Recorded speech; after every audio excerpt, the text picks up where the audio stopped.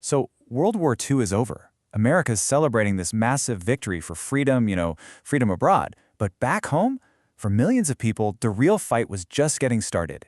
And that's the story we're going to dive in today, how that fight completely reshaped the nation.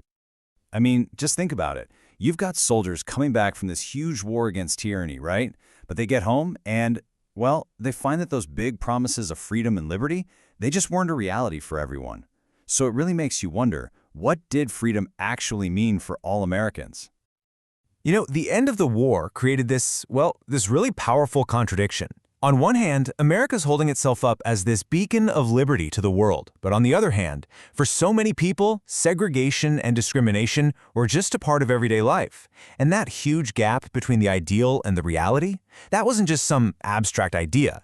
It was the actual spark that was about to ignite a massive revolution for civil rights. Okay, so let's get into it. Right at the heart of this whole post-war push for equality was, of course, the African-American civil rights movement. We're talking about a powerful, incredibly organized, and just relentless fight against segregation and systemic discrimination. And let's be clear, this was not just some spontaneous uprising. No way. This was a coordinated, multi-front assault on injustice. You had the NAACP, and they were the legal masterminds, right? Fighting these huge battles in the nation's highest courts. Then you've got the SCLC, led by the incredible Dr. King, mobilizing entire communities through the power of nonviolent protest. And you can't forget SNSC, the Student Nonviolent Coordinating Committee. They brought this fearless, youthful energy right to the front lines. Each one of them had a totally essential, strategic role to play. So how exactly did they fight? What were their tools? Well, we're talking about acts of just incredible courage and defiance. I mean, think about the Montgomery bus boycott. That was pure economic pressure. Or imagine the raw political power of the March on Washington, with hundreds of thousands of people showing up. And the sheer bravery of the Freedom Rides, going right into the heart of the South that challenged segregation head-on. These weren't just random protests. They were brilliant strategies designed to force the entire nation to pay attention. And you know what? All that pressure, it worked. It absolutely worked. In the courts, you get Brown versus the Board of Education, which just shatters the whole legal basis for school segregation. Then in Congress, the Civil Rights Act and the Voting Rights Act get passed, fundamentally changing American law. And this is the key takeaway, right here. There was a direct, undeniable line from people protesting in the streets to actual policy being written into law. But here's the thing. This fight for civil rights wasn't happening in a bubble. The energy, the strategies, the incredible courage of the African-American movement, it created this powerful ripple effect. It was like a spark that started inspiring other groups, new voices all across the country, to stand up and demand their rights too. And this right here gives you a fantastic snapshot of just how widespread this struggle for equality became. You've got the United Farm Workers out in the fields of California, fighting for basic dignity for migrant workers. You've got the National Organization for Women, challenging deep-seated inequality in offices and homes all across the country. And then you have the American Indian movement, demanding the protection of their land, their rights, and their culture. We're talking different fronts, different battles for sure, but they were all part of the same powerful tide of change.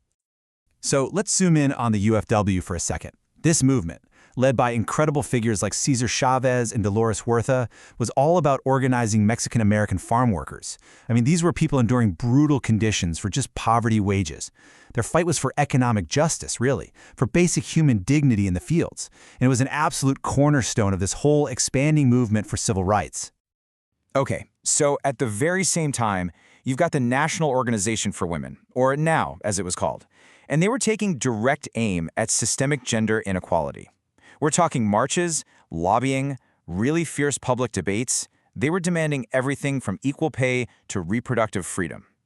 They were literally challenging the entire definition of what a woman's place in American society was supposed to be. And then you have the American Indian Movement, or AIM. And their fight, wow. Their fight was rooted in centuries of broken treaties and injustice. It was a really unique struggle, totally focused on protecting tribal sovereignty, on reclaiming land, and on preserving their culture against this immense pressure to just assimilate. It was a whole different kind of battle. So as all of these movements are reshaping the national conversation, there was another community, one that had long been forced to live in the shadows. And they were about to have their own flashpoint moment, an event that would ignite a brand new, incredibly powerful front in the overall fight for human rights. That event was the Stonewall Riots. Now, it started as a pretty routine police raid on a gay club in New York City. But it turned into something so much more. It became this defiant uprising against years of persecution. And really, it marks the beginning of the modern gay liberation movement. This wasn't just a riot, you see. It was the birth of an organized, very public demand for full inclusion and equality. All right, so when we step back and pull all these different threads together, what's the big picture? Well, what we see is this profound and lasting legacy of change, a legacy forged by countless individuals across so many different powerful movements. You know, even though each movement was fighting its own unique battles, they were all part of the same fundamental story. This was the era when marginalized Americans, black, brown, indigenous, female, gay, all stood up and basically demanded that the nation finally live up to its founding promise of freedom and justice for all. They were literally redefining what "we the people" actually means. And that kind of leaves us with one last thought, doesn't it? The work that started in this incredible post-war era, it's not finished, not by a long shot. The tactics, the victories, and the challenges of these past movements, they continue to echo in the ongoing struggles for equality that we see today. So the real question for us is, what can we learn from their fight?